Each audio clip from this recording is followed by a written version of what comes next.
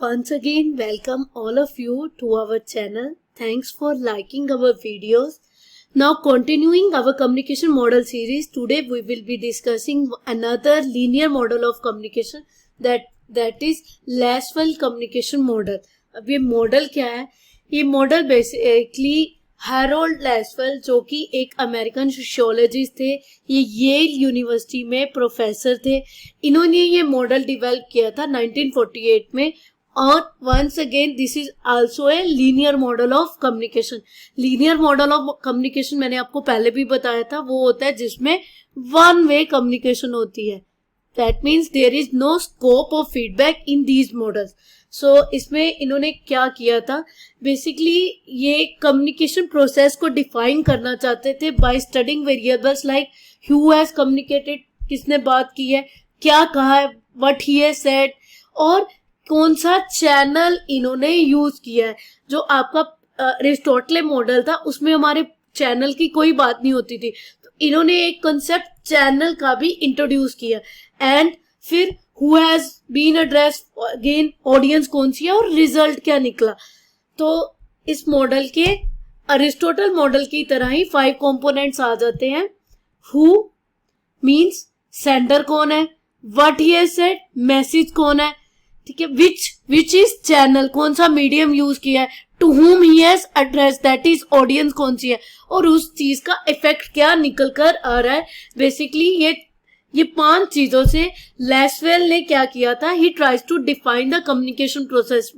Means starting end से end result तक उन्होंने जो भी कंपोनेंट्स होते हैं कम्युनिकेशन में वो डिफाइन करने की कोशिश की थी.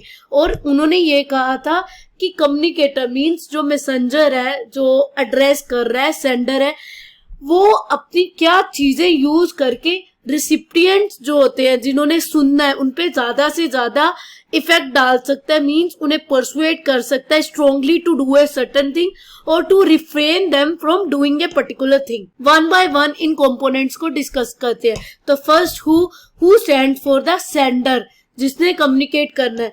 तो सेंडर लाइक अगर पर्सन कोई न्यूज रीड कर रहा है तो वो एक सेंडर है टेलीविजन पे, और ऐसे ही चर्च में कोई प्रीच कर रहा है तो जो वो फादर होगा ही इज ए सेंडर.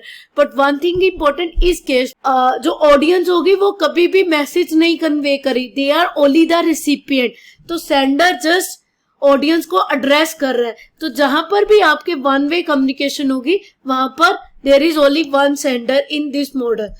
अब लासवेल ने कहा था कि अब कैसे पता चले कि सेंडर कौन सा. उन्होंने कहा था कि इसके लिए हमें देखना पड़ेगा कि मैसेज पे किसका कंट्रोल है, who has control over the message, who is conveying the message. अब ये जानने के लिए कि किसका कंट्रोल है, उन्होंने कहा था कि हमें कंट्रोल एनालिसिस करना चाहिए. कंट्रोल एनालिसिस पे हम देखेंगे कि मैसेज को सेंड करने की, एक्सरसाइज करने की पावर किसके पास है. अब ये देखने के लिए आपको देखना पड़ेगा कि जो सेंडर है क्या उसके पास अथॉरिटी है टॉपिक के ऊपर. मींस हमें ये जज करना पड़ेगा एनालिसिस करते हुए कि वेदर वो सेंडर जो कन्वे कर रहा है ही इज ऑथेंटिक है, कि अब उसको ट्रस्ट कैसे करें. ट्रस्ट हम तभी किसी को करेंगे जब वो अथॉरिटी है, उसके पास नॉलेज है. फिर सेंडर की क्या हिस्ट्री है एक्यूरेट रिपोर्ट करने की. देन कोई उसका बायसनेस तो नहीं आ रही, पॉलिटिकल एजेंडा तो नहीं है. आजकल आप कितने ही न्यूज चैनल पे देखते हो, कोई लोग बीजेपी को सपोर्ट कर रहे हैं, कोई बीजेपी के अगेंस्ट होते हैं. विदाउट नेमिंग हम जैसे ही उस पर्सन को लिसन करते हैं, पर्टिकुलर रिपोर्टर को, तो हमें क्लियरली पता चल जाता है कि ही इज प्रो बीजेपी, वो उनकी ओर ज्यादा कन्वे कर रहा है या कांग्रेस को ज्यादा सपोर्ट कर रहा है. तो उनका कोई पॉलिटिकल एजेंडा तो नहीं है. वहां से आपको सेंडर के बारे में पता चल जाएगा और उनकी क्वालिफिकेशन क्या है, उसकी नॉलेज लेवल क्या है, जो मैंने आपको पहले भी बताया था कि वो पर्सन की अथॉरिटी क्या है टॉपिक के ऊपर. ये कंट्रोल एनालिसिस करके हम ये जज कर सकते हैं कि वेदर वो सेंडर जो आपको कन्वे कर रहा है वी शुड बिलीव हिम और नॉट, वो बिलीवेबल है कि नहीं है. नेक्स्ट कंपोनेंट आ गया what stand for the message जो वो कन्वे कर रहा है. ठीक है, मैसेज जो कम्युनिकेट हो रहा है वो वर्ड है. अब इसकी एग्जांपल लाइक आपको पॉलिटिकल न्यूज चैनल कोई स्टोरी बता रहा है पॉलिटिक्स के ऊपर, कोरोना के ऊपर, आप डेली कोई ना कोई न्यूज सुनते हो तो वो मैसेज कन्वे हो रहा है. नेक्स्ट कोई इंफॉर्मेशन आपकी जो ऑनलाइन क्लासेस लग रही हैं वहां पर जो आपका टीचर आपको आके कुछ एक्सप्लेन कर रहा है, that is also A message. फिर आप कोई मॉरल फेरी टेल जो हम सुनते थे जिसमें मॉरल होता है था एक स्टोरी का, वो भी एक मैसेज है। एन नंबर ऑफ चैनल होने के कारण डेली कोई ना कोई मैसेज कन्वे करता है, तो कैसे पता चले कि वो मैसेज ऑथेंटिक है कि नहीं, उसके लिए लैसवेल ने कहा था कि हमें कंटेंट एनालिसिस करना चाहिए। सेंडर के लिए कंट्रोल एनालिसिस हो रहा है और मैसेज के लिए कंटेंट एनालिसिस हो रहा है। तो हमें मैसेज जो है we should analyse the content of the message, वो क्या कह रहा है, वो कितना ऑथेंटिक है, वो जो इन्फॉर्मेशन आपको कन्वे हो रही है उसके लिए पर्टिकुलर सोर्स क्या यूज किया गया है, कितनी रिसर्च की गई है उस स्टोरी के लिए। We should analyse these thing. Normally आप देखते भी होंगे कि जैसे ही कोई पर्टिकुलर जैसे फॉर एग्जांपल हमारे पीएम ही है, जैसे ही वो कुछ इन्फॉर्मेशन कन्वे करते इमीडिएटली न्यूज चैनल्स पे आकर थोड़ी देर बाद ही आप देखते हो कि उस चीज पे डिबेट हो रही होती है। कुछ पर्सन आ जाते हैं जिनकी स्पेसिफिक नॉलेज है उस थिंग पे, कोई पॉलिटिक्स से आ जाता है जिसके पास इंटरनेशनल एजेंडा की नॉलेज होती है, वो सब आके डिबेट करते हैं।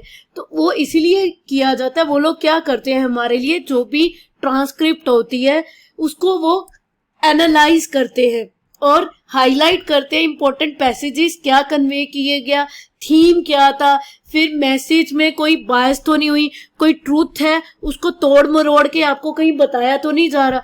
तो ये लोग एनालाइज करते हैं जितने भी आपके ये न्यूज एडिटर, न्यूज शोज जिन पे डिबेट शोज होते हैं। ऐसे ही कोई रिसर्च जब पब्लिश होती है, जैसे कोरोना की मेडिसिन को ही लेकर अभी कितने सारे लोग रिसर्च करें, तो डिफरेंट जो साइंटिस्ट होते हैं उनकी रिसर्च को रीड करते हैं, देन दे उसको एनालाइज करते हैं वेदर इट इज ट्रू, वो कितनी यूजफुल है, उसका हार्म क्या हो सकता है, these thing they are analyse. इस चीज को करने के लिए जो प्रोसेस होती है दैट इज कंटेंट एनालिसिस। तो हमने सेंडर के लिए कंट्रोल एनालिसिस किया कि उसके किसके पास कंट्रोल है इंफॉर्मेशन का, मैसेज के लिए कंटेंट एनालिसिस हुआ। थर्ड थिंग आ जाती है विच मींस चैनल कौन सा यूज हो रहा है जिससे आपको इंफॉर्मेशन ट्रांसमिट कर रहा है। सेंडर से जो इंफॉर्मेशन जा रही है रिसीवर को, ये प्रोसेस को कंप्लीट करने के लिए what channel they are using, which is denoted by which. Channel कौन से हो सकते हैं, डिफरेंट मीडिया। ट्रेडिशनली मीडिया क्या होते थे, TV, newspaper, radio, magazine, letter. और आजकल अगर हम मॉडर्न मीडिया देखें तो मॉडर्न के केस में ब्लॉग्स आ गए, ट्विटर आ गया, ठीक है, फिर इंस्टाग्राम आ गया, आपकी जो पोस्ट होती है, यूट्यूब आ गया। ये सारे जो है आपके मॉडर्न चैनल ऑफ कम्युनिकेशन है। तो इन चैनल को भी यूज करके हम लोग इंफॉर्मेशन कन्वे होती है। अब लासवेल ने क्या कहा, लासवेल ने कहा था कि हमें कौन सा मीडियम यूज करना है सो दैट कम्युनिकेशन जो है इफेक्टिव हो सके। इसको करने के लिए आपको मीडिया एनालिसिस करना चाहिए in order to find out the which medium is best for conveying a particular message to a particular audience. क्या अब जैसे एडवर्टीजमेंट ही होती है तो कंपनी एडवर्टाइज जब करती है तो उनके पास डिफरेंट चॉइसेस होती है, ट्रेडिशनल मीडिया यूज करना है या मॉडर्न मीडिया। अब उनको कौन सा चूज करना है ये डिपेंड करता है कि उनकी ऑडियंस कौन सी है। लाइक नाउअडेज जितनी भी कंपनीज न्यू एड्स कर रही हैं वो मोस्टली यूट्यूबर्स को यूज कर रही हैं, टिकटॉक पे भी काफी ज्यादा यूज कर रही है, क्योंकि मैक्सिमम लोग इस लॉकडाउन पीरियड में जितने भी ऑनलाइन प्लेटफॉर्म थे उसकी यूसेज बहुत ज्यादा बढ़ गई है। तो ये लोग जितने भी यूट्यूबर्स या टिकटॉकर्स हैं उनको यूज करके they are conveying the message. तो अपनी रीच को बढ़ाने के लिए he said that media analysis करना चाहिए। नेक्स्ट आ गया ह्यूम डिनोट्स द ऑडियंस, जिसको आप मैसेज रिसीव करिए। अब रिसीवर लासवेल ने कहा था, जब ये लासवेल ने ये डेवलप किया था अपना मॉडल, तो उसने बेसिकली टॉक की थी मास मीडिया के बारे में। He talks about addressing large number of audience, इसीलिए ये एक लीनियर मॉडल है। सेंडर जो है जस्ट मैसेज कन्वे कर रहा है, तो इसके लिए सिटीजन जो पीएम नेशन को एड्रेस कर रहा है वो ऑडियंस उसके लिए। फिर मैगजीन के जितने भी रीडर्स हैं, उसने चिल्ड्रन जितने भी टेलीविजन शो, चिल्ड्रन जो आप कार्टून देख रहे हो वो सारे आ जाते हैं। फिर अडल्ट प्रोडक्ट्स जैसे अल्कोहल को प्रमोट करना है तो हमें अडल्ट शो देखने चाहिए, तो अडल्ट प्राइम टाइम शोज के टाइम पे उनकी प्रमोशन होगी। तो होम आपको ऑडियंस देखना है, फिर ऑडियंस के अकॉर्डिंग हम मीडिया डिफाइन करते हैं। इसके लिए आपको ऑब्वियसली ऑडियंस एनालिसिस करना पड़ेगा in order to determine which message suits the which type of people. अब ये करने के लिए हम लासवेल ने सुजेस्ट किया था कि आप जितनी भी ऑडियंस है उसको डिटेल में स्टडी करिए। डिटेल में स्टडी करने का मीनिंग है आप उसकी डेमोग्राफिक प्रोफाइल देखिए, मीन्स उनकी एज क्या है, इनकम क्या है, जेंडर क्या है, फिर बिहेवियर क्या है, मीन्स उनके नीड वांट्स क्या है, पर्सनैलिटी कैसी है उनकी हॉबीज क्या है, कल्चरल क्या है, और लास्ट उनका स्टेटस क्या है, means job, profession, title, political affiliation.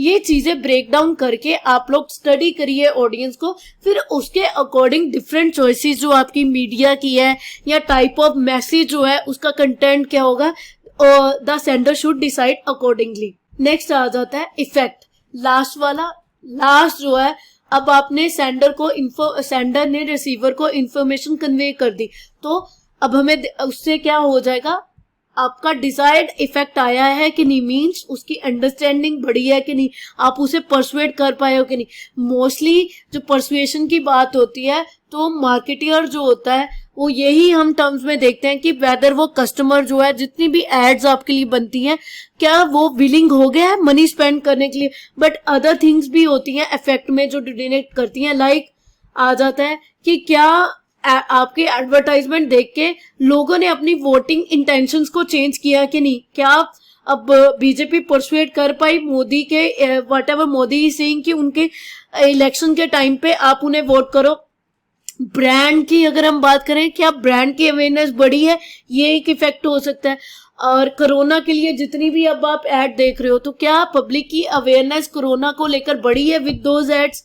ये सारी चीजें जो हैं वो इफेक्ट का काम करती है। ऐसी प्रोपेगेंडा जो भी आप कन्वे कर रहे हो, कन्वे करना चाहते हैं, स्पेशली पॉलिटिकल पार्टीज, क्या कंज्यूमर जो ऑडियंस है इंडियन, जैसे अगर इंडिया की बात करूं, क्या वो बिलीव कर रहे हैं उस इंफॉर्मेशन को, तो वो सारी चीजें इफेक्ट में आ जाती हैं। ऑथेंटिसिटी चेक करने के लिए हमें इफेक्ट एनालिसिस करना चाहिए। Effect analysis basically takes place when the message is convey to the sender. जब सेंडर को इंफॉर्मेशन पास ऑन हो जाती है उसके बाद हम इफेक्ट एनालिसिस करते हैं in order to find out that whether वो पर्टिकुलर पर्सन ने मैसेज को उसी तरह समझा है कि नहीं, या डिसाइड इफेक्ट, अगर आप एडवर्टीजमेंट की बात करो, क्या उससे कंपनी की सेल्स इंक्रीज हुई हैं कि नहीं। ये सब करने के लिए हम रिसर्च करते हैं, रिसर्चर अपॉइंट करते हैं जो फील्ड पे जाकर, आपको क्वेश्चनर कई बार दिया जाता है जब हम मॉल पे विजिट करते हैं, वो यहाँ इंटरव्यू ली जाती है कंज्यूमर की in order to find out whether particular thing has bought the desired effects और नॉट। और कई बार डायरेक्टली सेल्स इंक्रीज हुई हैं कि नहीं, उसी से हमें पता चल जाता है कि डिजायर्ड इफेक्ट आया है कि नहीं। लाइक अब हम इसकी एग्जांपल एक डिस्कस करते हैं जिससे सारा ये आपको मॉडल क्लियर हो जाए। फॉर एग्जांपल, एक इंश्योरेंस सेल्स पर्सन है जो आपको इंश्योरेंस के बारे में बता रहा है, और अब इस केस में अगर हु की बात करूं तो हु कम्युनिकेटर आ गया जो कम्युनिकेट कर रहा है। तो कम्युनिकेट करने के लिए अगर आपको एनालाइज करना है कौन है, तो वो कंट्रोल एनालिसिस उसके लिए हम करते हैं। और इसके लिए जैसे इंश्योरेंस सेल्स पर्सन आपको कुछ इंश्योरेंस के बारे में बता रहा है तो वो पर्टिकुलर कम्युनिकेटर आ जाएगा इस केस में। अब वो कह क्या रहा होगा, ऑब्वियसली मैसेज होता है, सेज व्हाट मैसेज। इसके लिए हम कंटेंट एनालिसिस करते हैं। अब इस केस में इंश्योरेंस सेल्स पर्सन आपको क्या बताएगा, इंश्योरेंस के बेनिफिट उसकी बेस्ट नॉलेज के अकॉर्डिंग। अब चैनल वो डिफरेंट चैनल क्या यूज कर रहा है, मींस मीडियम, उस केस के लिए हम मीडिया एनालिसिस यूज करते हैं। अब इस केस में टेलीविजन हो सकता है, न्यूज़पेपर हो सकता है, रेडियो हो सकता है, ये सारे चैनल इंश्योरेंस कंपनी यूज कर सकती है। ह्यूम किसको कन्वे करना, ऑडियंस, और ऑडियंस एनालिसिस के लिए हम ये फाइंड आउट कर सकते हैं कि बेसिकली अडल्ट पर्सन ही इंश्योरेंस लेते हैं और मेल जो होते हैं वही इंश्योरेंस के रिलेटेड ज्यादा डिसीजन लेते हैं। फीमेल फाइनेंशियल डिसीजन नॉर्मली उतने नहीं लेती। तो इसी के लिए हम प्राइम टाइम जो ऑफिस आवर जो टाइम आ जाता है जैसे 8 PM ऑनवर्ड्स, उसमें अपनी एड को प्रमोट करेंगे। अब इसके इफेक्ट क्या निकल कर आ रहे होंगे, उसके लिए हम इफेक्ट एनालिसिस करते हैं। इफेक्ट एनालिसिस के लिए मैंने आपको बताया कंपनी रिसर्च करेगी कि उसकी ब्रांड अवेयरनेस बढ़ी है कि नहीं, इंश्योरेंस कंपनी में लोगों का बिलीव बढ़ा है कि नहीं, उसकी सर्विस अच्छी है कि नहीं, उसकी सेल्स बढ़ी है कि नहीं, रेवेन्यू इनकम हो रही है कि नहीं, ज्यादा से ज्यादा लोग इंश्योरेंस ले रहे हैं कि नहीं। इससे हम एनालिसिस करेंगे वेदर आपने जो कम्युनिकेट किया था सेंडर ने ऑडियंस को वो इफेक्टिव है कि नहीं। बात की जाए इस मॉडल की एडवांटेजेस और डिसएडवांटेजेस की, तो फर्स्ट ये सिंपल है, इजी टू अंडरस्टैंड है मॉडल। इसमें आपको क्लियरली 5 स्टेप्स में क्लियर हो जाती है पूरी इंश्योरेंस प्रोसेस। और बेसिकली ये डिजाइन किया है मास कम्युनिकेशन में, जब आप लार्जर ऑडियंस को एड्रेस करे हो। और इसके डिसएडवांटेजेस की अगर बात करें, अगेन ये एक लीनियर मॉडल है जिसमें 1 to 1 कम्युनिकेशन हो रही है। इसमें फीडबैक का कोई स्कोप नहीं है, ऑडियंस ही जस्ट लिसनिंग, ऑडियंस अपना कोई थिंग पर्टिकुलर कन्वे नहीं कर पाती और इसीलिए इसमें फीडबैक का कोई स्कोप नहीं है। और लास्ट जो कम्युनिकेशन प्रोसेस के बैरियर आ जाते हैं जैसे नॉइज, फिल्टरिंग, वो सारे के लिए इसमें कोई स्कोप नहीं है। लास्टवेल ने यही अज्यूम किया था कि जो सेंडर कन्वे कर रहा है ऑडियंस उसको वैसे ही रिसीव करिए, बट सेंडर और रिसीवर जो सेंडर जो मैसेज कन्वे कर रहा है रिसीवर तक जाते जाते इस मैसेज में कई बार बहुत सारे फिल्टरिंग बैरियर्स आ जाते हैं, नॉइस आ जाती है, जिसके कारण कम्युनिकेशन प्रोसेस इफेक्टिव नहीं हो पाती। They can be either due to the sender या चैनल के प्रॉब्लम के कारण। बट ये बहुत ही इफेक्टिव मॉडल है, इसको अभी भी लोग यूज करते हैं while training people for mass communication. जितने भी लोग हैं उनको अगर लार्जर ऑडियंस को एड्रेस किया जाता है तो उस केस में ये पर्टिकुलर मॉडल यूज किया जाता है। Do like, share our videos. आपकी एक लाइक हमें मोटिवेट करती है और वीडियोस को बनाने के लिए। ऐसे ही आप हमारे चैनल को सपोर्ट करते रहिए। Thank you once again.